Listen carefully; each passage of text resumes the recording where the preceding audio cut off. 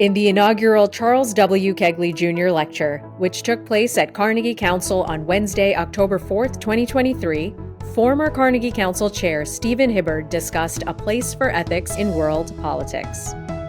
This talk was in honor of former Carnegie Council trustee Charles W. Kegley Jr. He is also the author of World Politics, Trends and Transformation, and Distinguished Pearce Professor of International Relations Emeritus at the University of South Carolina.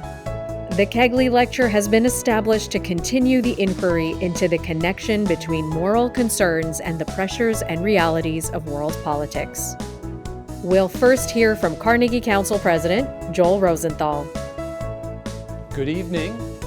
Welcome. Very special evening, and I'm delighted that you're all here to share it with us. As you know from the invitation, this is the first Charles W. Kegley Jr. Lecture, and we reopen our offices after a long and challenging renovation project. And as Eddie reminded me on the way in, we're all a work in progress, right? So thank you all for joining us at this moment. For us, this is really a sort of a housewarming and a homecoming for many of you, and it's a perfect moment for us to reflect on our past, but also think about taking a first step to an exciting future. So I want to thank current trustees and former trustees who are here. We actually have 3 of our past chairs present. Alex Platt, Robert Shaw, and Steve, with his wife Mary, as well as our current chairman Anthony Phalis, and our vice chair Kathleen Cheek-Milby and her husband Jim. Thank you for being here. And I also want to thank my wife Patty for being here. There you are. I was looking for you. And I have to also mention our intrepid and resourceful Chief of Staff, Melissa Semenek. Melissa, where are you? I think many of you know there was an absolutely heroic effort in getting this office ready for us this evening, and maybe we can talk about it during the reception. But thank you, Melissa. I have to thank you publicly. But tonight it all begins with Kegley and his wonderful wife, Debbie, who's here. So for those of you who don't already know, Chuck is important to us for many reasons. For more than 20 years, Chuck was a Carnegie Council trustee, serving for many years on the executive committee as vice chair. As the author of the best-selling international relations textbook, World Politics, Trend and Transformation, Chuck's scholarship influenced an entire generation, or maybe generations, of college and university students, with tens of thousands of copies in print and more than a dozen editions in circulation. And World Politics is quite literally the heir to Hans Morgenthal's textbook, Politics Among Nations, which is a genuine classic. Chuck's work helped legitimize the work of our council in the field of international relations by always including ethics, the normative dimension of international relations, in addition to the empirical. And coming from Chuck, and in the context of his textbook, this was a real difference maker for us.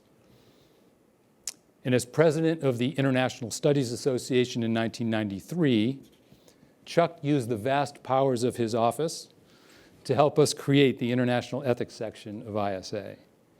Now, this may seem like a small thing to those of you outside of academia, but trust me when I tell you it was a Herculean effort. So Chuck, your life and career embodies what our council is all about.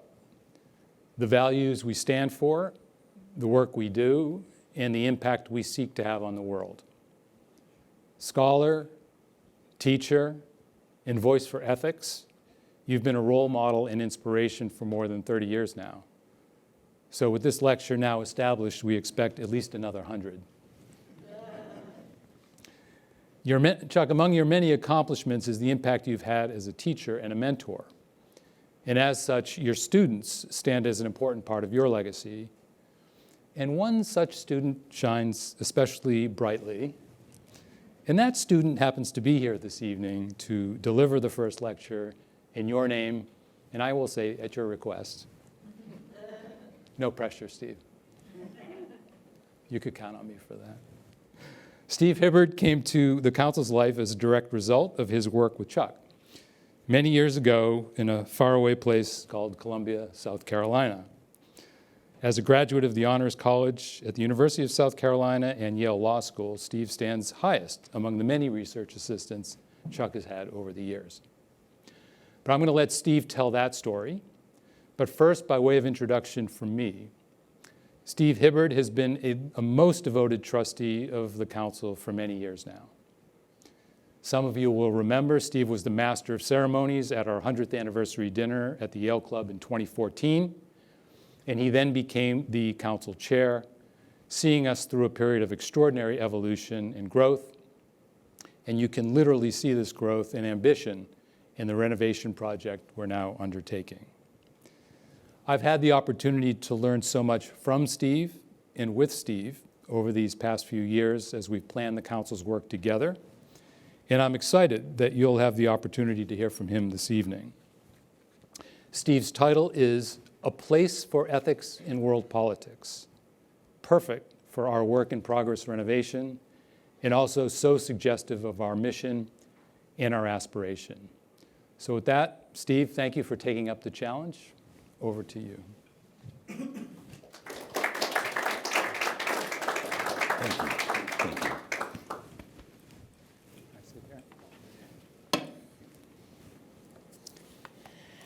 Well, thank you, Joel. Good evening, all. They say in education that you need to say something once, and then you need to repeat it, and it needs to be said a third time. Well, you will find that I will be saying some of the things that Joel just said in a somewhat different way, but perhaps you won't have to suffer them all a third time. So first of all, I'd like to thank you all for coming here tonight. Current trustees, officers, staff, former trustees, our Carnegie new leaders, and friends of Carnegie Council. I would also like to acknowledge and recognize some special guests. First, Dr. Charles W. Kegley.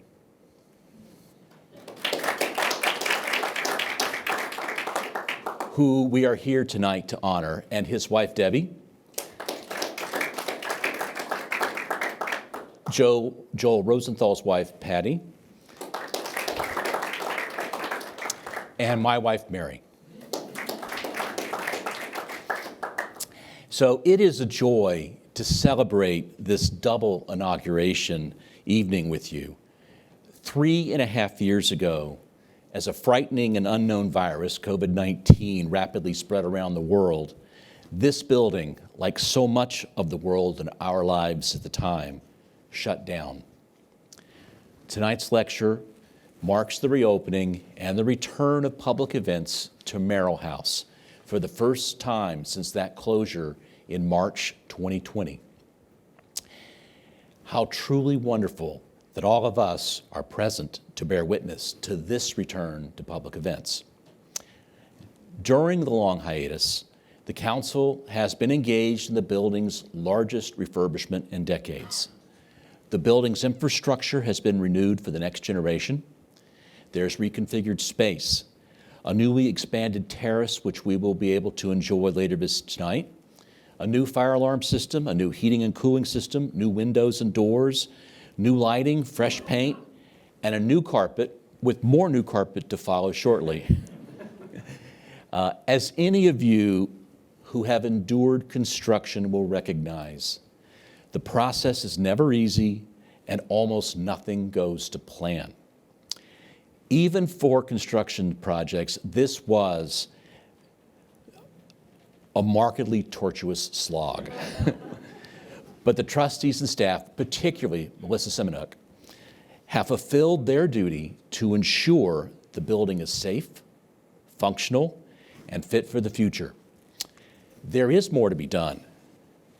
Already, our intrepid President Joel Rosenthal has launched a strategic vision process to imagine how Merrill House might be transformed into a collaborative working space, a meeting center, and a broadcast facility, a robust, multifunctional physical convening location a true global hub for ethics for the next 100 years. We also mark tonight the launch of a council program, the Charles W. Kegley Lecture on Ethics and International Relations. Like his father before him, Professor Kegley is a renowned scholar. There's a wonderful synchronicity connecting his father's scholarship, his own, and the work and traditions of the council itself. Dr. Kegley's father was a scholar of religion and ethics whose writings about Reinhold Niebuhr were widely praised. Reinhold Niebuhr, of course, was a towering intellectual presence in the mid-20th century. An ordained minister and professor at Union Theological College for more than 30 years, his writings and sermons found a wide audience in civil society and shaped thinking about a range of public issues of his day. In Moral Man and Immoral Society, and also in The Irony of American Politics, Niebuhr addressed questions of power and justice and how America should engage with the world. Among many topics, he wrote about the challenge of confronting communism, containing the Soviet Union, and the realities and moralities of a world possessed with nuclear weapons, weapons which, for the first time in history, threatened all of human existence. In his writings about politics and international relations, he developed the philosophical perspective of Christian realism. It is not at all surprising that Carnegie Council and Niebuhr intersected in different ways. In the earliest days of the council in 1916, Niebuhr won first prize for seminary students in an essay contest the council organized. Later in his career, Worldview, a council publication, published a number of his essays. In these and other ways, threads of Niebuhr's ideas have been woven through the council's work over the decades, just as those threads are apparent in some of Professor Kegley's own ethically centered writings. Professor Kegley has authored or co-authored more than 50 books on U.S. foreign policy or world politics and another 100 or so articles. He's a past president, as Joel mentioned, of the International Studies Association and the Pearce Distinguished Professor of International Relations Emeritus at the University of South Carolina, where he taught for 30 years. Now, I don't know how many father-son combinations have served as trustees of Carnegie Council, but count Professor Kegley and his father as one such pair. Professor Kegley serves as a trustee of the council for nearly 2 decades, including as a member of the executive committee and vice chairman. Among Professor Kegley's many contributions, he was the first to champion Joel Rosenthal's appointment as president. The wisdom and foresight of that one decision has been repaid many times over, as the council's work has never been more vital or far-reaching. It is often said, we never know the impact we have on others or the world itself. We can nonetheless measure, at least in part, the difference that Professor Kegley has made. He has lectured here at Carnegie Council on multiple occasions, at dozens of U.S. universities and around the world, including Amsterdam, Beijing, Belgrade, Brussels, Budapest, Buenos Aires, Canterbury, Copenhagen, Heidelberg, Helsinki, Hong Kong, Krakow, Mexico City, Montreal, Paris, Perth, Rome, Sao Paulo, Seoul, Stockholm, Taipei, The Hague, and Toronto, among others. The list is so long, you can imagine the names of cities string-sided on the back of a t-shirt like the travels were a Rolling Stones world tour. His books on world politics and American foreign policy, adopted at one time by roughly 60% of the colleges and universities in the U.S., not to mention at numerous overseas institutions, have educated thousands. They have helped shape and expand the worldview of generations of students.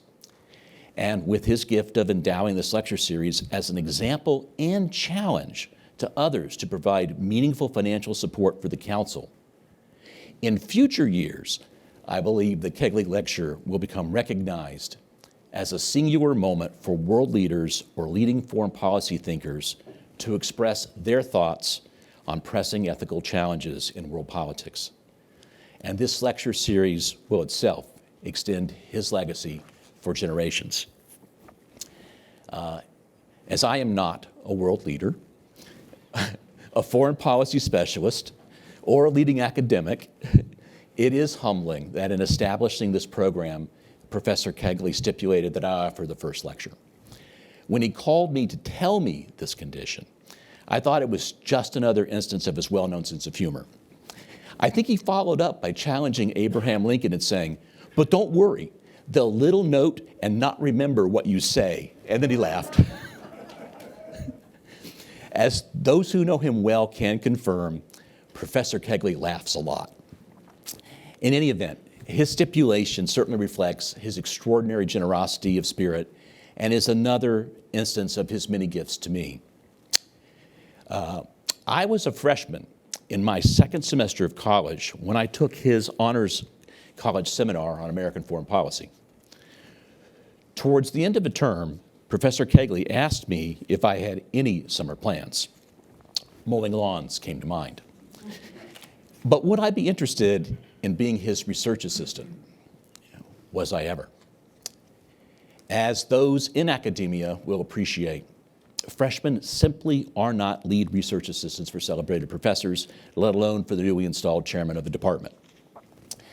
No matter the consternation of the graduate students, Professor Kegley decided it would be so.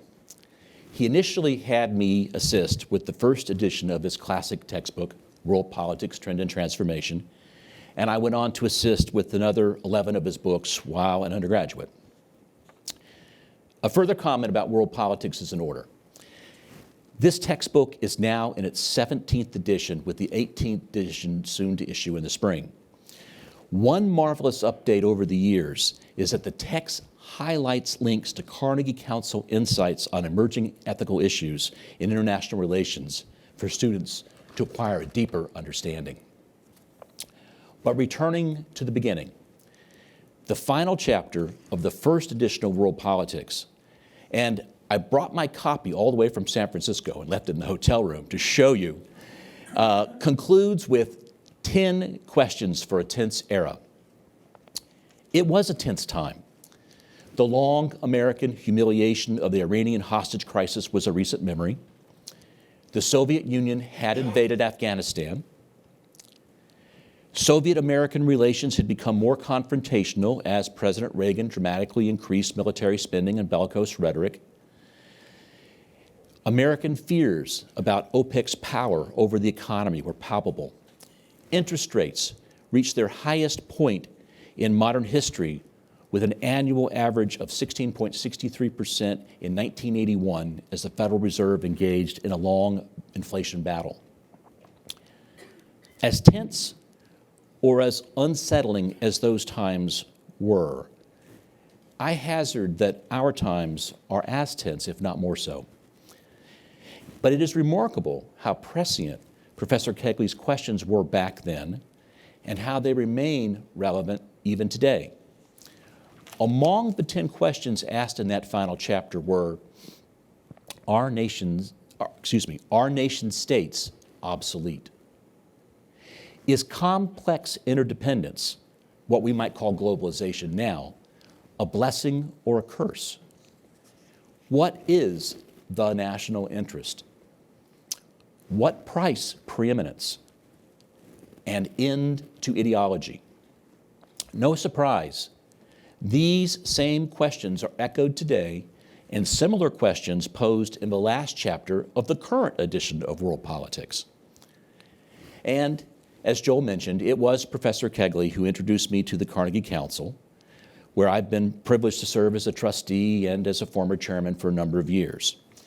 I am grateful to Professor Kegley for the privilege of speaking tonight and for our lifelong friendship.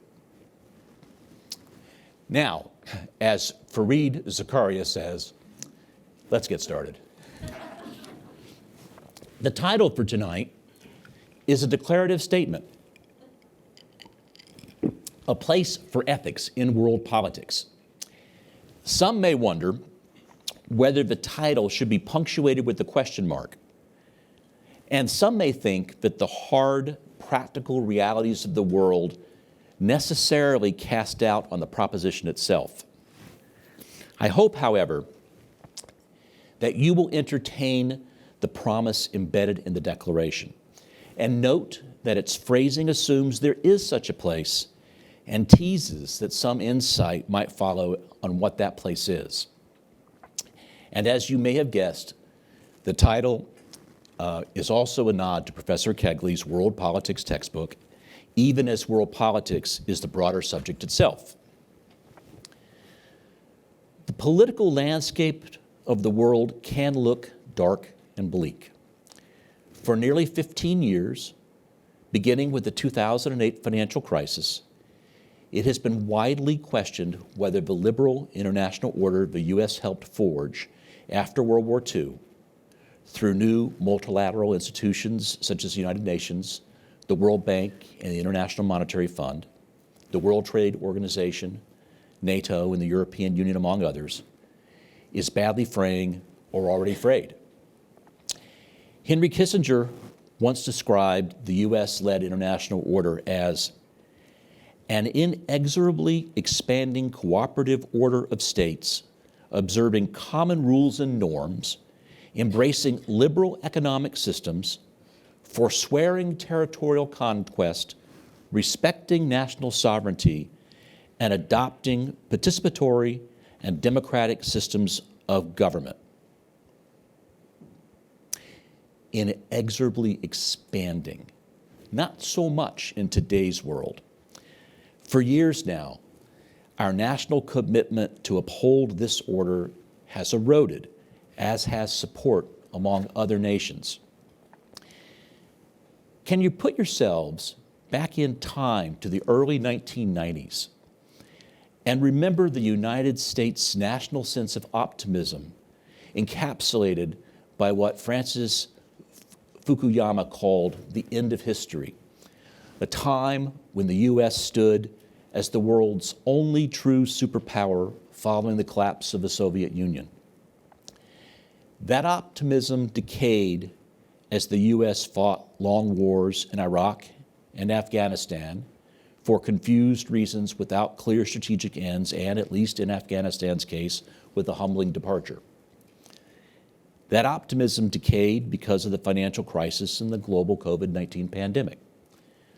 That optimism has been shaken as we have witnessed China's economic and military power grow exponentially, as China took the benefits of World Trade Organization membership without reciprocity, as China has boldly abrogated individual rights guaranteed to Hong Kong, imprisoned more than 1 million Uyghurs in Xinjiang province, extended its influence in denying Vietnam's, the Philippines, and other nations' rights in the South China Sea, including ignoring the 2016 arbitral decision under the law of the sea that clearly said that China had no rights there. In disputing Japan's rights to the Senkaku Islands, in creating dependencies through its Belt and Road Initiative, and in bellicosely threatening war to force the Taiwan question. And that optimism has been challenged by a militarily emboldened Russia under Putin's oligarchic kleptocracy, which has ruthlessly and illegally invaded Ukraine, committing countless war crimes against the civilian population, all after having experimented with the forced annexation of the Donbass and Crimea, and having flexed its military power in Syria and in a number of African nations while drawing itself closer to Iran and North Korea. So after nearly 80 years without great power war, has the jungle grown back, to borrow Robert Kagan's phrase? Perhaps. But just as this 80-year period has seen many regional wars and civil wars and revolutions, we must ask whether war is a feature and not a bug of the international system. For hundreds of years in the West, periods of widespread and devastating war have raged again and again until something gave and a balance of power emerged that largely avoided widespread great power war again. The 30 Years' War, which caused the deaths of 15 to 30% of Europe, that's equivalent to as many as 110 million Americans. It ended with the Peace of Westphalia. The wars unleashed by the French Revolution and Napoleon resulted in the concert of Europe. The years of limited war that followed ended with World War I, which sadly was not the war to end all wars. At that war's end, with the failed effort to create a League of Nations and the harsh peace imposed on the defeated, ultimately fueled World War II itself, unleashing the Holocaust, death in all its forms, the routine bombing of civilians, and the use of nuclear weapons. Did, thousands of years ago, Thucydides capture human nature when he described the Athenian response to the people of Milos' plea for mercy? The strong do what they can, and the weak suffer what they must. Is war, including eventual great power war, inevitably and inescapably the norm? Can it be eliminated or constrained? That is the question. And does ethics have anything to say in the face of this? I want to switch gears for a moment and bring Andrew Carnegie and the Carnegie Council into the conversation. Andrew Carnegie believed that war was the foulest blot that had ever disgraced the earth. In the early 1900s, Carnegie was the world's richest man and also its greatest philanthropist. In Professor Kegley's words, Carnegie made an ethical commitment in his work to eliminate the curse of barbarous war. Side note, Carnegie announced while living that he would give away his wealth, saying, "The man who thus dies rich dies disgraced." When today's billionaires tout their giving pledge, they are merely following the example of Andrew Carnegie, who gave away 95% of his wealth. So, wanting to end this barbarous curse, Andrew Carnegie chose to use his wealth and his political influence to create structures to resolve disputes and maintain peace. He was a passionate advocate for international arbitration and believed peace could be preserved through bilateral and multilateral agreements to disarm or to arbitrate disputes before an international court. In 1903, he donated $1.5 million for the construction of the Peace Palace at The Hague to house the Permanent Court of Arbitration. The Permanent Court of Arbitration was the first global mechanism for the settlement of disputes between states, and its work remains vital today. Next, in 1910, Carnegie founded the Carnegie Endowment for the International Peace to advance his belief that if the great Western powers signed arbitration treaties to resolve disputes, other nations would follow and wars could be avoided. At Carnegie's urging, President Taft signed arbitration treaties with France and Britain. But Elihu Root, the president of the Carnegie Endowment, chose not to have the endowment campaign for the treaties because he feared that the endowment would become too identified with one faction in a polarizing partisan dispute, and those treaties were defeated in the Senate. That experience taught Carnegie that another type of organization was needed, one that could build broad public support for the kind of legislation that he imagined would be necessary to create a new international order. So he tried yet another approach, founding the Church Peace Union, our predecessor, nearly 110 years ago. In a remarkable ecumenical effort for that age, he gathered 29 religious leaders, Protestants, Catholics, and Jews, and challenged them to organize a movement of religious leaders who, from their pulpits, could persuade congregants to oppose war and thus prevent it. This was the idea behind the Church Peace Union, which he launched with a grant of $2 million. He was so confident that the Church Peace Union would succeed in abolishing war by facilitating agreements to arbitrate international disputes, thus completing its mission, that in the deed of trust creating the Church Peace Union, he instructed the trustees to distribute its no longer needed and unused funds to the poor. It was February 1914. For an organization founded for the express purpose of making war obsolete, enough years have passed that I think we can admit that its track record of success on that count is lacking. But the Church Peace Union continues work 110 years on in the form now of the Carnegie Council, as so many of you know. Andrew Carnegie was certainly idealistic in thinking war could be abolished through rational discourse among men of goodwill who, with the help of treaties and robust international institutions and frameworks, would choose to resolve their differences peacefully. In this sense, Andrew Carnegie belongs to the deep tradition of idealists over time who have believed in one way or another that the selfishness of individuals or nations could be overcome by rational political reform and by conforming to universal moral principles. In American history, we see this strain of idealistic moralism in President Woodrow Wilson and his failed effort to establish the League of Nations. In addressing the Senate, President Wilson made his case. No peace can last, or ought to last, which does not recognize and accept the principle that governments derive all just powers from the consent of the governed, and that no right anywhere exists to hand peoples about from potentate to potentate as if they were property. When all nations are united under their own governments and all governments are subject to democratic control, war will have lost its rational justification, reason will reign and make wars impossible.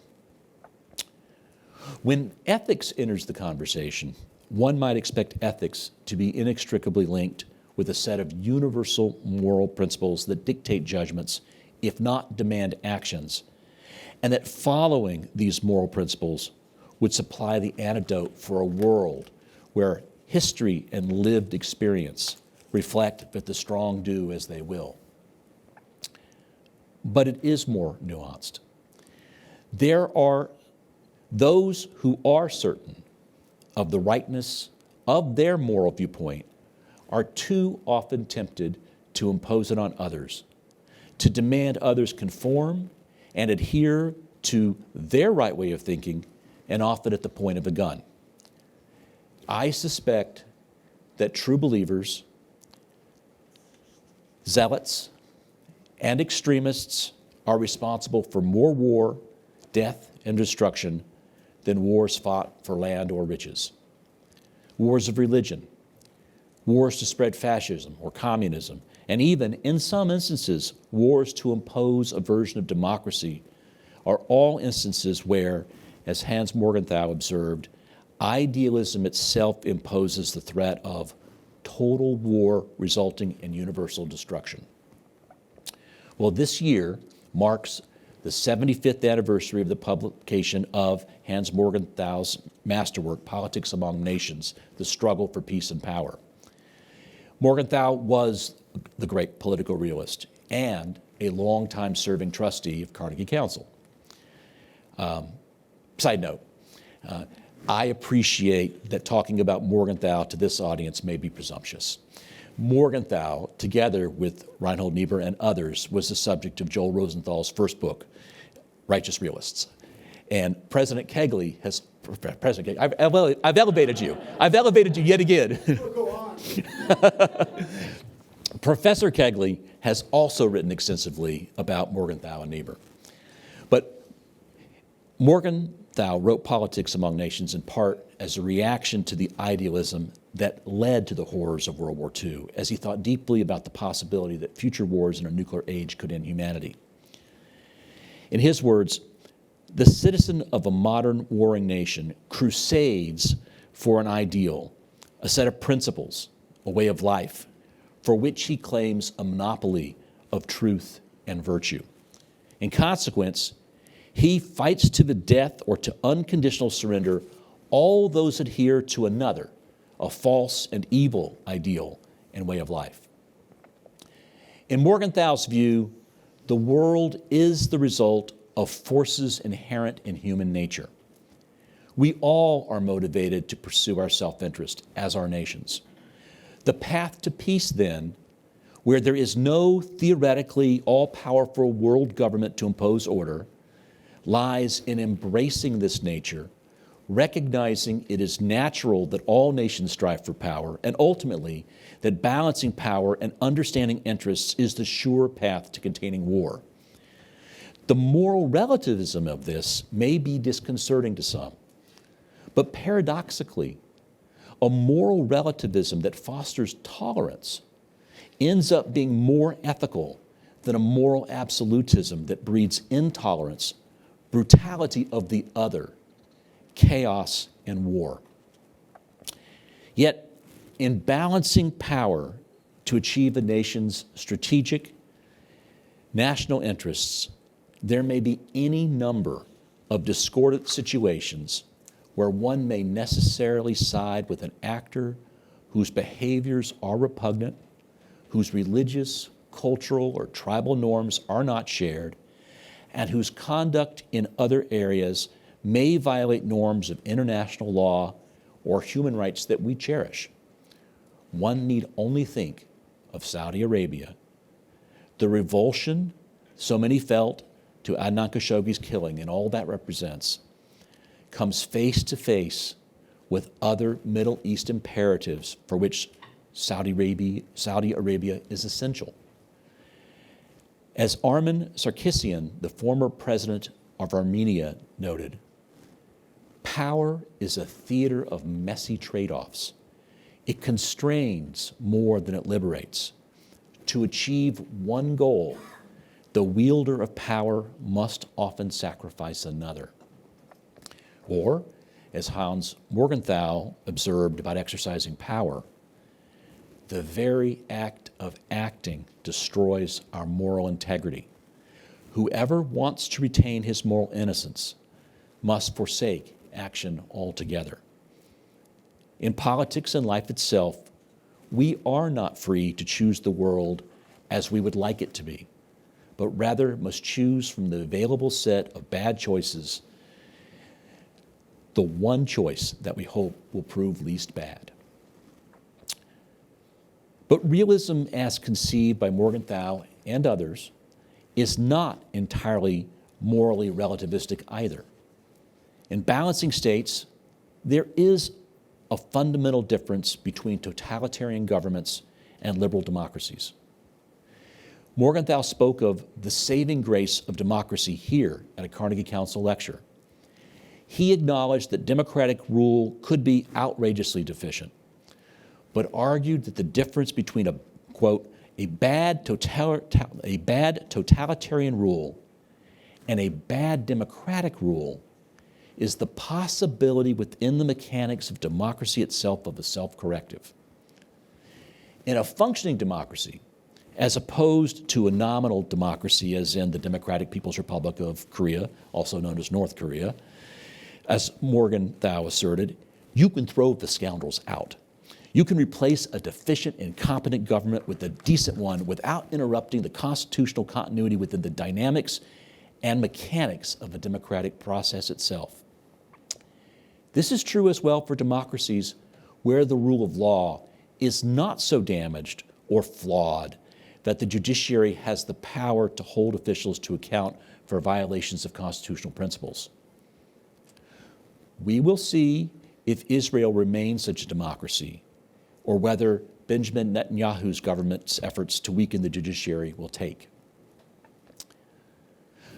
Assuming, for argument's sake, that democracies are higher in the moral hierarchy of governments than other systems, what are the attributes of a well-functioning democracy? Its governing system is based on the will and consent of the governed.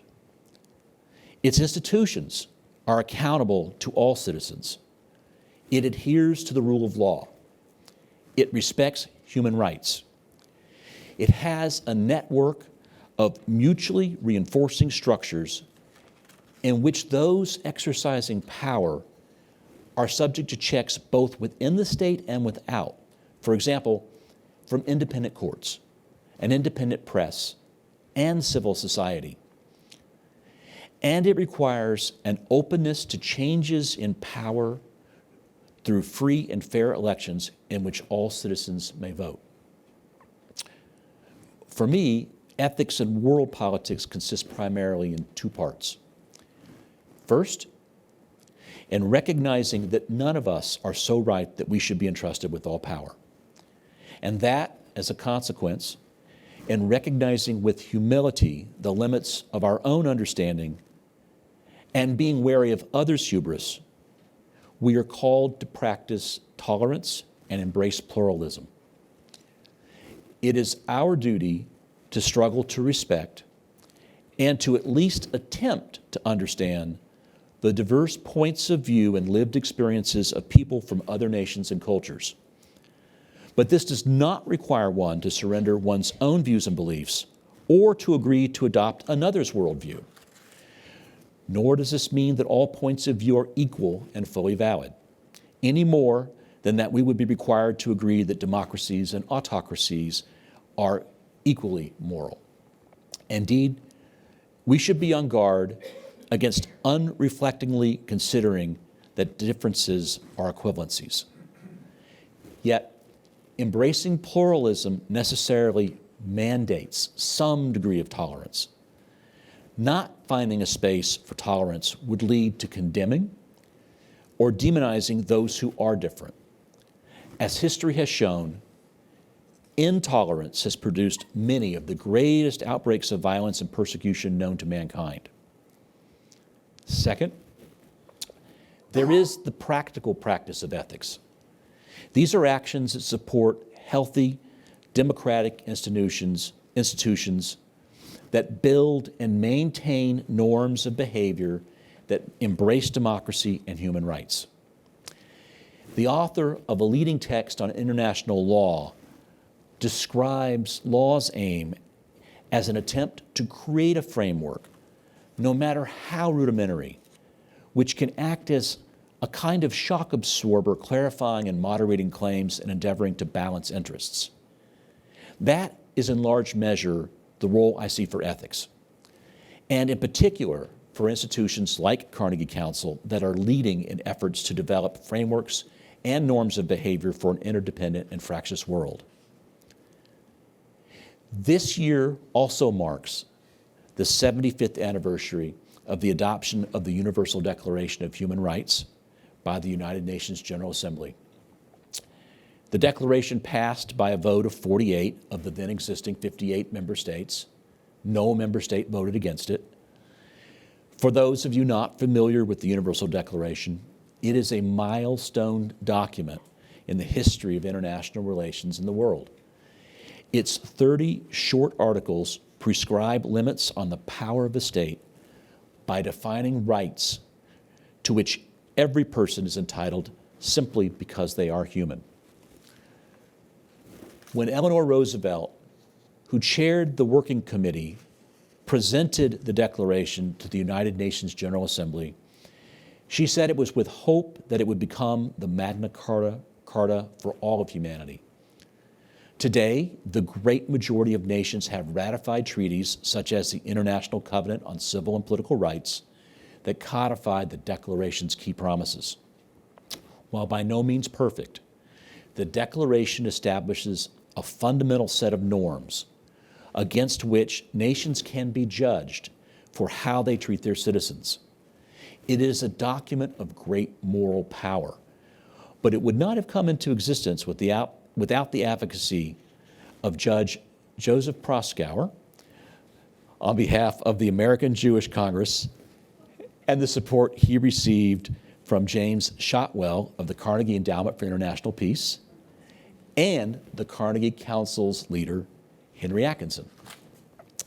In 1945, leaders gathered in San Francisco for the creation of the United Nations.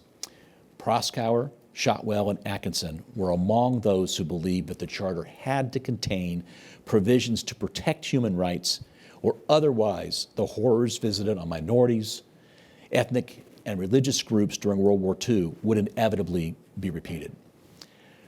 On May 2, 1945, a State Department representative shared that human rights would not be specifically contained in the Charter because of British and Russian opposition.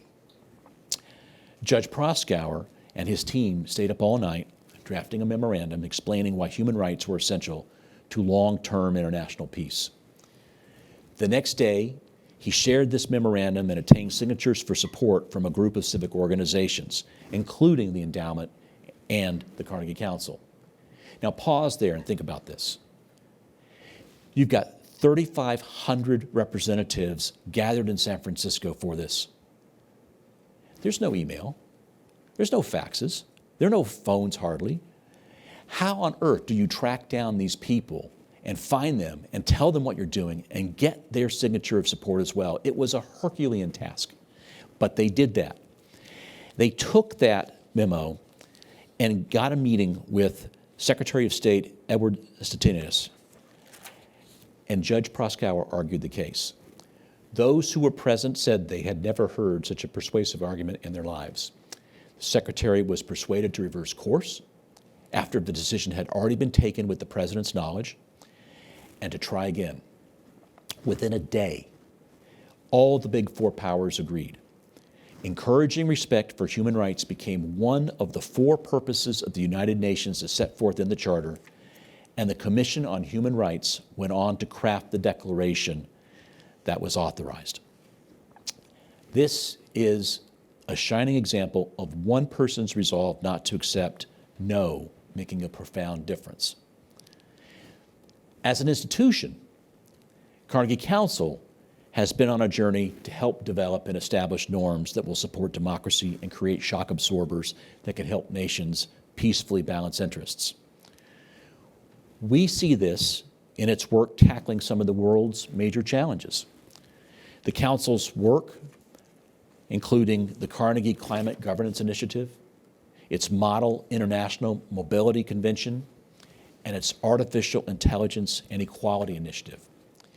Each of these initiatives addresses critical global challenges, and from an ethical perspective of pluralism and tolerance.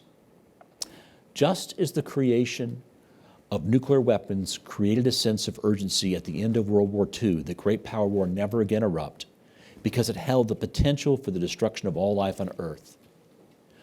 Urgency must be summoned to face these additional dangers to life on Earth. The accelerating trauma of climate change may prove impossible to reverse and may bring death and suffering to hundreds of millions, if not billions, as oceans, rivers, and lakes invariably flood or dry, and as temperatures become more extreme. People will drown or die from heat exhaustion or starve or be forced off traditional lands, creating waves of migration that will inevitably be resisted by nations less impacted by climate change. The United Nations has recently put out a report that notes there are 106 million displaced people on Earth right now, of whom roughly 40 million are migrants.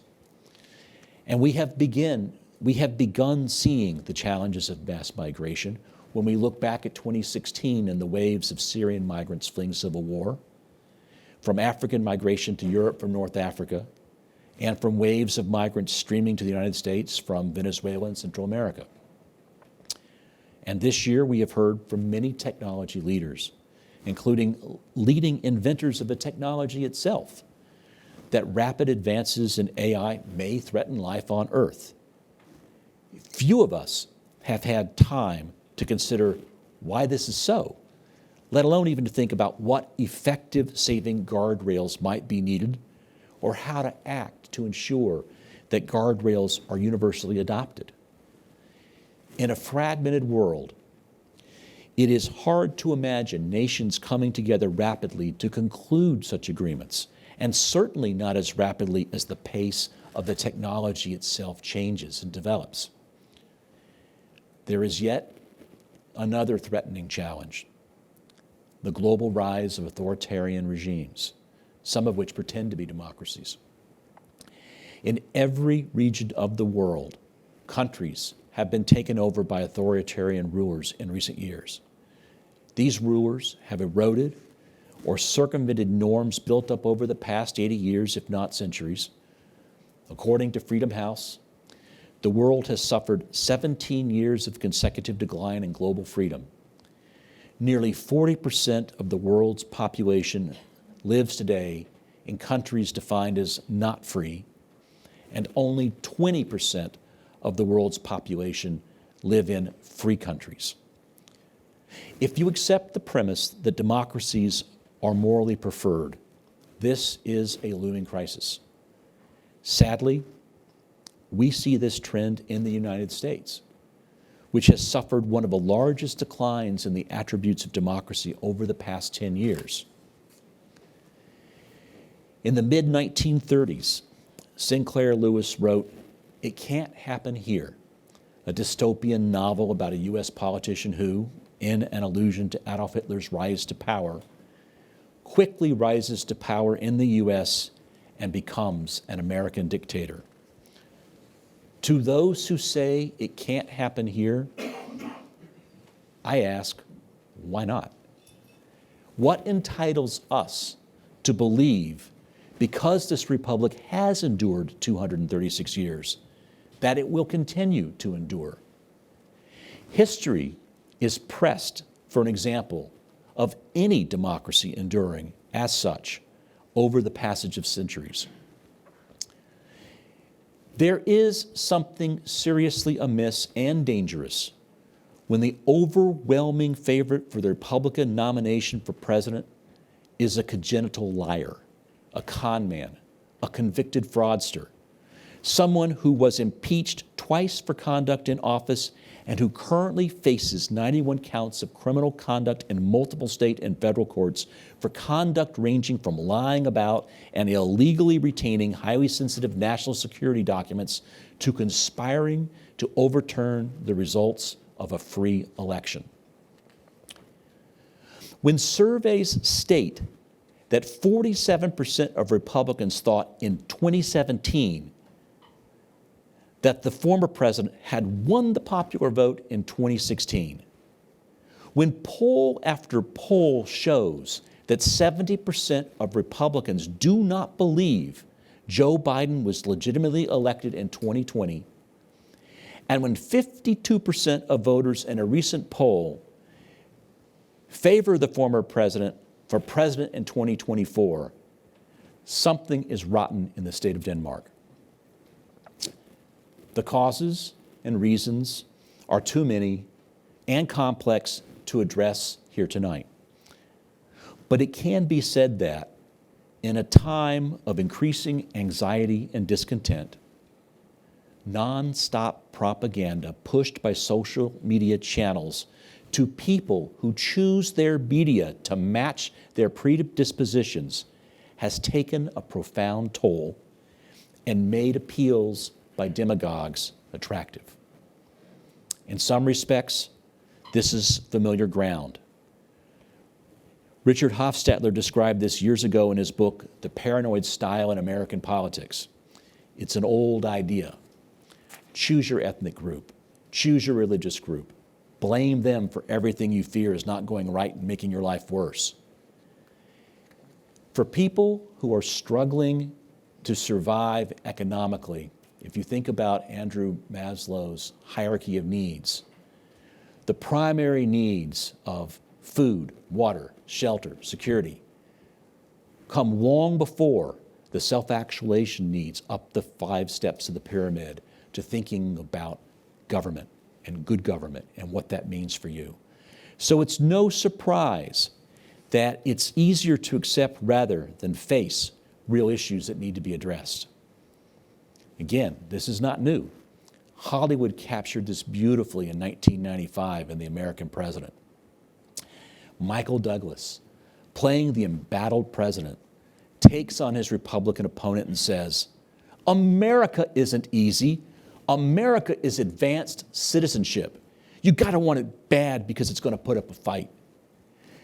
He then says his opponent isn't interested in issues, but only in two things: making you afraid of something and telling you who's to blame for it.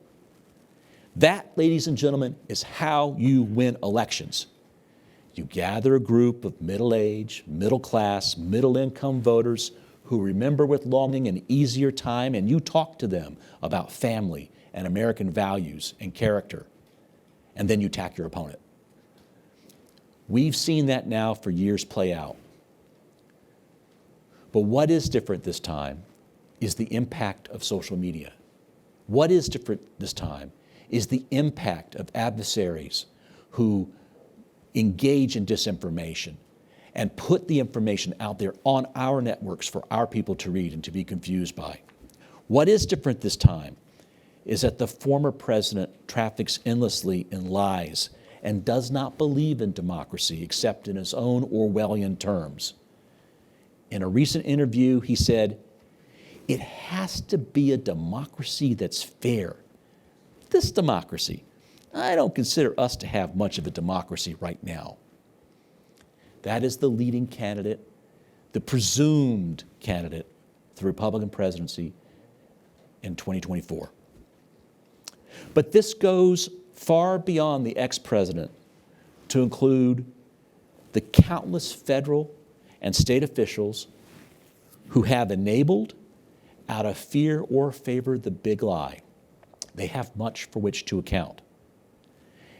And it includes, I am very sorry to say, a significant number of lawyers who, based on the public reporting, seem to have betrayed their professional responsibilities to the rule of law and to act as gatekeepers. Now, you all have heard, it's one of the more famous quotations from Shakespeare, "The first thing we do, let's kill all the lawyers," from Henry VI, Part 2. Except in that context, the lawyers were the protectors. You had to get past the lawyers in order to take over, to take the power that you wanted. And so you would kill them off first. Here, you just go hire them.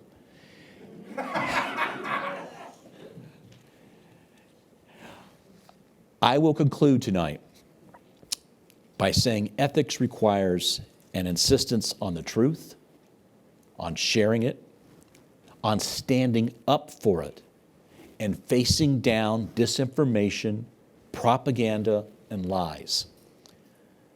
Unless we do so, we will not be able to have a shared sense of national interest capable of meeting the challenges of the global order and balancing other great powers. Carnegie Council has a voice. Carnegie Council has standing. Carnegie Council has a responsibility in this arena, but so do each of us.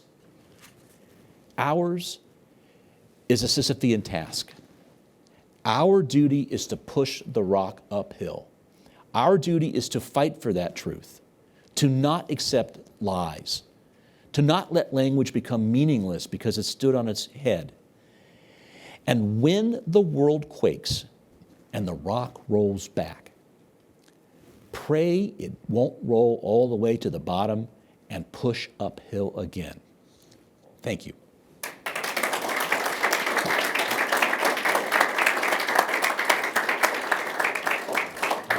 Thank you. That was fantastic. Do you want to have Chuck say a few words? Yeah. And now, Professor Charles W. Kegley.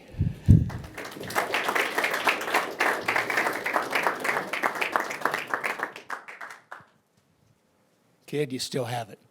In fact, you're going to be a really hard act to follow. I am so touched and honored by the inaugural address and your decision to start it now when I could be here to see it rather than looking from upstairs. So thank you, Joel. Well, I just want to express my appreciation. Let me take just a few moments. I don't feel that I'm deserving of this award, this recognition. My father told me I was the flower of the family, the blooming idiot. And ever since then, I've had a complex about that. But life has been better than I ever thought. But it would be. Our world is not better than I'd hoped it'd be. Steve summarized a really sweeping statement there. Steve, really proud of you. It's given us all a lot to think about. Now, Joel said if I could have a few moments. I've decided to confine my remarks to 45 minutes. Let me say this. In some ways, I'd like to correct the record on how I became involved in this council. It wasn't a direct line. You'd think with my father's background in philosophy and ethics that it would be natural. But I was trained in the social sciences with a capital S for science, the quantitative study of international relations. And so I was a data cruncher, an empiricist, and oh boy, at that time, Carl Deutsch at Yale was saying things like, if it can't be measured, it's not worth knowing. Those were interesting times, but my career started, well, it actually started in graduate school. My first book was an anthology, a multi-method introduction to international relations. And the chapter that I was most proud to see in print was by Hans Morgenthau. It was titled something like The Intellectual, Political, and Moral Failure of America's War in Vietnam. Morgenthau was leading teach-ins and helping with a whole generation of protesters to wake up to, he would love that word, realities. But the U.S. was not facing those realities at that time, at least in my opinion. But off I went, doing empirical research, quantitative international relations. And my father passed away in 1986, and the state of California chose to endow the Kegley Institute for Ethics at Bakersfield College in his honor. And by the way, Bakersfield, he left New York and went there. His wife, who's turning 85, I said, Jackie, Kevin McCarthy, he went through here. Was he one of your students? She said, I hope not. But so I was asked to give the first lecture. I couldn't match Mr. Hibbard there, but I gave it a shot. And somehow Bob Myers at the council got a hold of it. I had titled it, Values as a Matter of Fact. And what I did is I took some normative principles, ethical principles, and said, these are testable. Science is not incompatible with the study of ethics.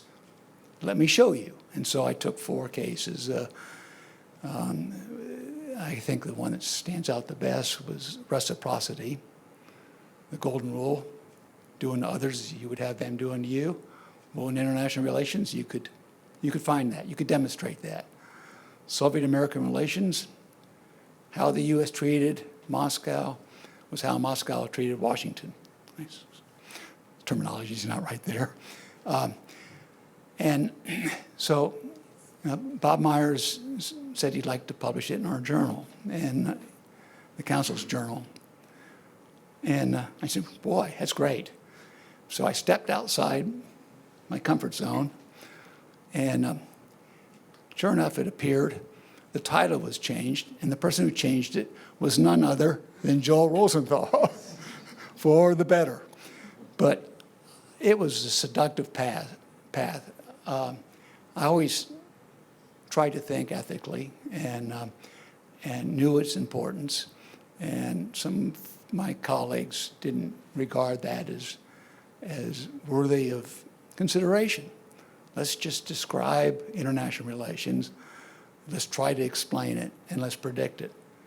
Well, that led to an invitation to do a second piece for the journal. I ended up doing 4, and was invited to a Norman castle in England. That's where I first got to know Joel, and got to see exactly what this young guy was like.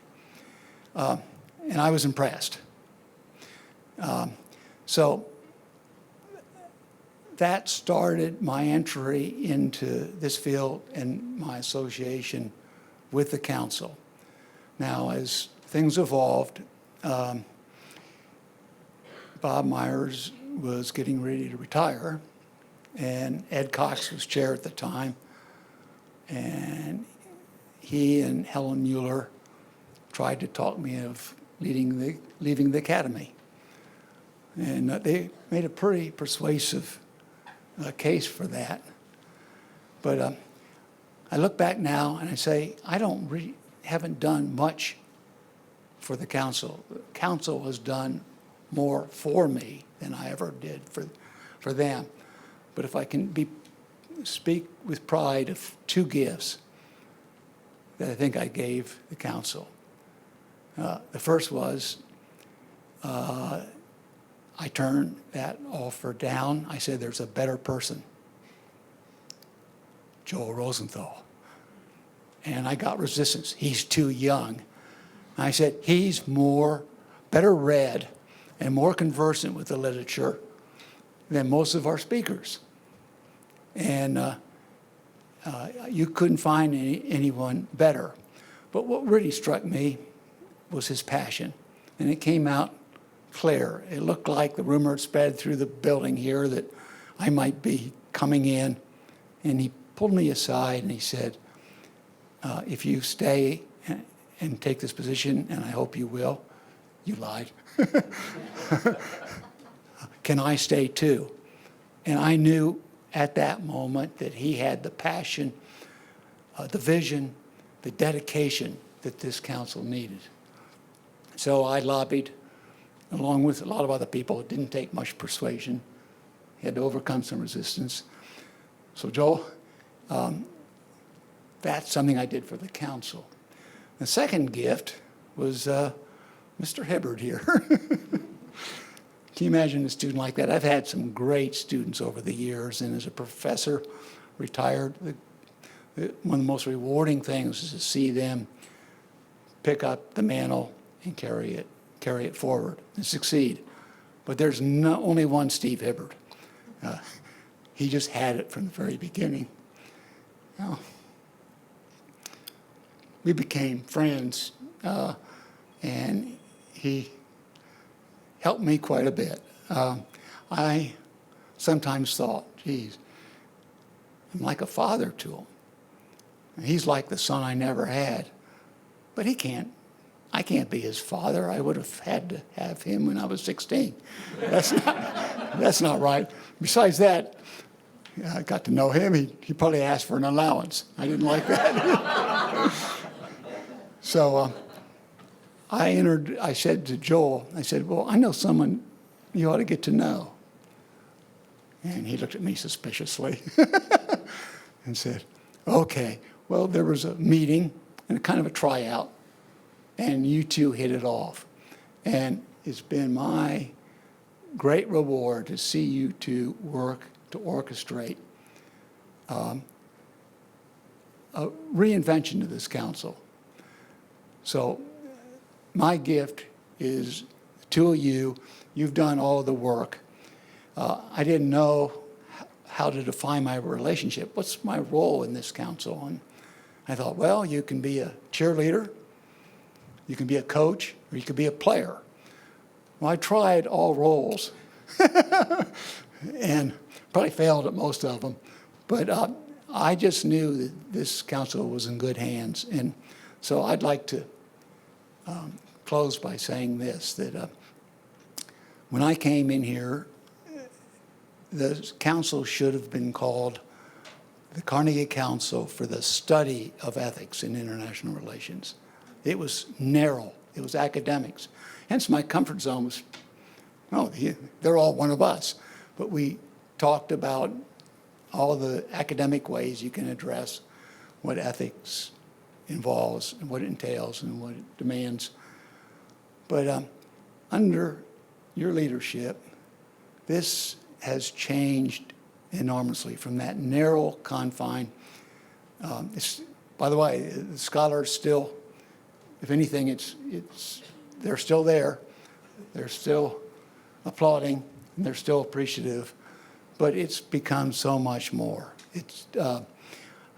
You wouldn't even recognize it from when I found it. I can't say that happened on my watch because all I was doing was watching, standing back. But now it's deeper, it's wider, it's global, and the voice for ethics. When I came in, it was a murmur, a whisper, and the voice steadily has grown louder and louder and louder. So Joel, Steve, Alex, you deserve a hand too. We've all worked together on this. My hope is that this council will draw together even stronger than it's ever been and continue the pursuit of a glorious mission.